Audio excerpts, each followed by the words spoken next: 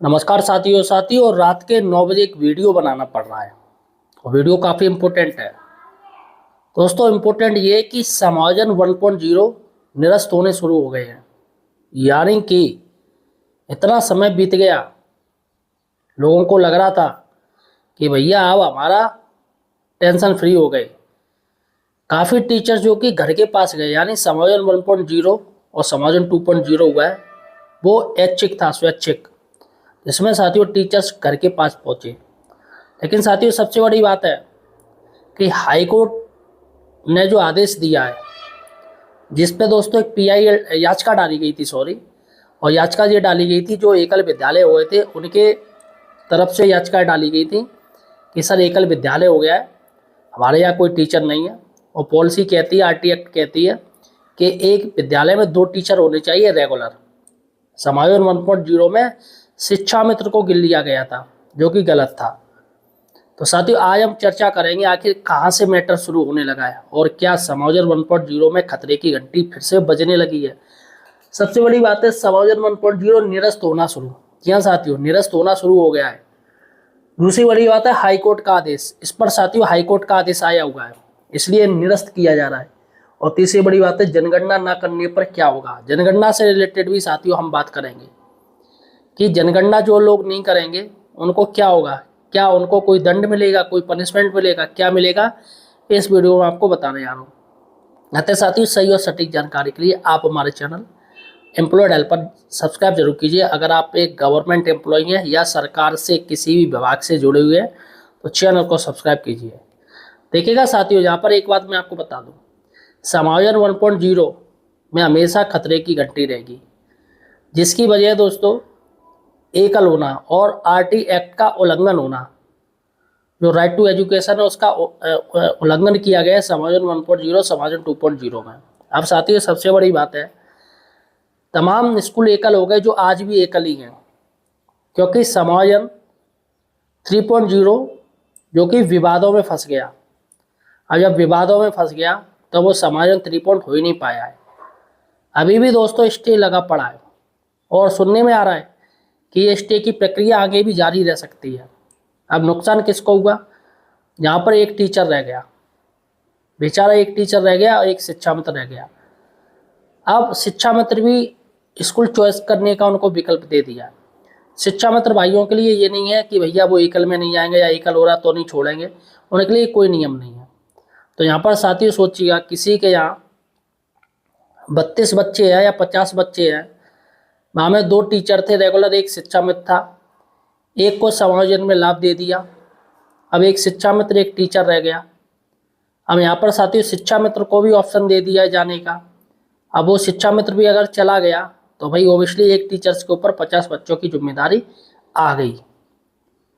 अब इसके लिए दोस्तों समायोजन 3.0 करवाया था और सुनने में ये भी आया था कि कोर्ट ने इस मैटर पर सुनवाई करी थी, जिसमें सरकार की तरफ से एक हलफनामा दे दिया गया था कि हम टीचर्स की जो भर्ती है, यानी जो टीचर्स जो एकल हुए हैं उनकी हम भरपाई समायोजन 3.0 में कर लेंगे। तो समायोजन 3.0 का तमाम टीचर्स इंतजार करने लगे कि भैया चलो हमारे यहाँ कोई ना कोई आ जाएगा। लेकिन साथियों फिर भी कुछ नहीं हुआ। समायोजन 3.0 वाले टीचर्स जिनका मन के अनुसार नहीं किया गया, वो साथियों चले गए हाई कोर्ट। अब चूंकि गलत चीज़ है तो हाई कोर्ट भी इसमें रोक टोक करेगी। तो फिलहाल साथियों अभी मामले पर स्टे लगा पड़ा है। लेकिन ये वाला जो मैटर दोस्तों समायोजन 1.0 हाई कोर्ट की तरफ से दोस्तों ये आदेश हो गया है कि जहाँ भी एकल विद्यालय हैं, जहाँ पर दिक्कत हो रही है, उन टीचर का समायोजन निरस्त किया जाए, उनको वापस उसी मूल विद्यालय भेजा जाए। यानी कि दोस्तों हाई कोर्ट जो पहला मैटर चल रहा था समायोजन 1.0 का, समायोजन 2.0 का, वो अब क्लियर हो गया है। तो धीमे धीमे दोस्तों आपके ज़िलों में भी ये होना शुरू हो जाएगा। आपके ज़िलों में भी अगर नहीं हुआ है तो ये आपके ज़िलों में भी होना शुरू हो जाएगा कि टीचर्स वापस होने शुरू हो जाएंगे। देखिएगा हमारे पास एक लेटर है, और लेटर है कार्यालय जिला बेसिक शिक्षा अधिकारी मुजफ्फरनगर का, 19/4/2026 का ये लेटर है, अप्रैल में 19/4। यही यहाँ पर साफ साफ दिया है, अंतर जनपदीय स्थानांतरण विषय है अंतः जनपदीय स्थानांतरण एवं समायोजन प्रक्रिया 2025-26 के फलस्वरूप स्थानांतरण से विद्यालय शिक्षक विहीन एकल होने के संबंध में। यहाँ पे सब सब दिया है कि उपयुक्त संबंधी कार्यालय ये दिनांक 28/10/2025 का संदर्भ ग्रहण करें, जिसमें अंतः जनपदीय स्थानांतरण एवं समायोजन प्रक्रिया 2025-26 के फलस्वरूप स्थानांतरण से विद्यालय शिक्षक विहीन एकल होने वाले विद्यालयों से कार्यमुक्त किए गए शिक्षकों को तत्काल मूल विद्यालय वापस कराए जाने के निर्देश दिए गए थे। उक्त आदेश के विरुद्ध कतिपय अध्यापकों द्वारा माननीय उच्च न्यायालय इलाहाबाद में रिट याचिका ये डाली की गई। उपरोक्त रिट याचिका का माननीय न्यायालय द्वारा दिनांक 20/2/2026 को निम्नलिखित आदेश पारित करते हुए निस्तारित कर दी गई है। तो यहाँ देखिएगा पूरी की पूरी ये याचिका है और ये एक डिस्ट्रिक्ट का मैटर है। तो अतः आपको निर्देशित किया जाता है कार्यालय सचिव उत्तर प्रदेश शिक्षा बेसिक शिक्षा प्रयागराज के पत्रांक ये 30/6/2025 एवं बेसिक शिक्षा परिषद ये दिनांक 8/8/2025 यही दो समायोजन है। इसमें समायोजन 1.0 भी आ रहा है और समायोजन 2.0 भी आया है। यानी समायोजन 1.0 30/6/2025 का आ रहा है और समायोजन 2.0 8/8/2025 का आ रहा है। हाँ जी हाँ साथियों, ये 8/8/2025 ही है। और यहाँ पर सब दिया है ऐच्छिक स्थानांतरण आदेश के फलस्वरूप जिन अध्यापकों के स्थानांतरण से विद्यालय शिक्षक एकल विहीन हो गए उनको तत्काल मूल विद्यालय में कार्यमुक्त करते हुए 1 सप्ताह के अंदर आदेश जारी करें। यानी 1 सप्ताह के अंदर BSS आपको बताएं। तो ये समस्त खंड शिक्षा अधिकारी के लिए आदेश दिया है। तो यहाँ पर साथियों उल्टी गिनती शुरू हो गई है और अब मुझे लग नहीं रहा है कि ये होगा, 1 हफ्ते के अंदर ही इनका जो है वो मूल विद्यालय भेज दिया जाएगा। तो साथियों सबसे बड़ी बात है कि काफ़ी लोग सोच रहे हैं कि भैया अब हम फ्री हो गए, सरकार की तरफ से हलफनामा दायर कर दिया गया, लेकिन साथियों ऐसा कुछ भी नहीं हो रहा है और ना ही कुछ है ऐसा, क्योंकि समायोजन 3.0 तो कभी हो ही नहीं पाया पूरा। तो फिलहाल साथियों अब चलते हैं, दूसरी बड़ी अपनी न्यूज है वो है कि जनगणना ना करने पर क्या होगा। देखिएगा साथियों, जनगणना ना करने पर एक लेटर में आपको दिखाऊंगा जिसमें लिखा है जनगणना ना करने पर 1000 रुपये का दंड,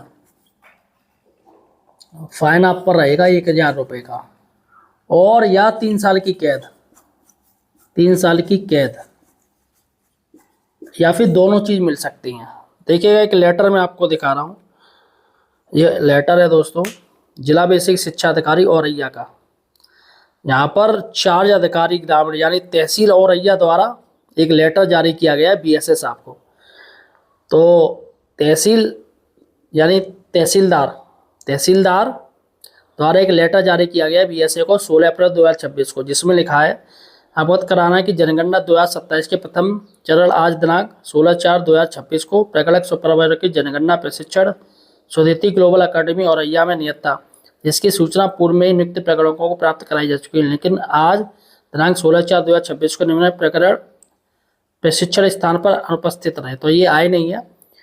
उक्त कर्मचारियों नियुक्ति प्रकरणों द्वारा अधिनियम 1948 की धारा 11 का उल्लंघन किया गया। इसके अंतर्गत 3 वर्ष तक कारावास की सजा व 1000 रुपये जुर्माना प्रावधान है। अतः यहाँ पर इन्होंने कहा है कि इनसे कहिएगा ये वापस फिर से ट्रेनिंग होगी उसमें ये प्रतिभाग करें। तो यहाँ पर साथियों नाम, पदनाम, कार्यालय, मोबाइल नंबर, अब जैसे नाम है ये पदनाम सहायक अध्यापक भी है, शिक्षा मित्र भी है, प्रधानाध्यापक भी है, सहायक अध्यापक, प्रधानाध्यापक। तो यहाँ पर सभी लोगों की ड्यूटी जनगणना में लगी पड़ी है। तो फिलहाल साथियों आपकी कोई प्रॉब्लम है तो मैं कमेंट सेक्शन में जाके पूछ सकते हैं। चैनल को सब्सक्राइब जरूर करें।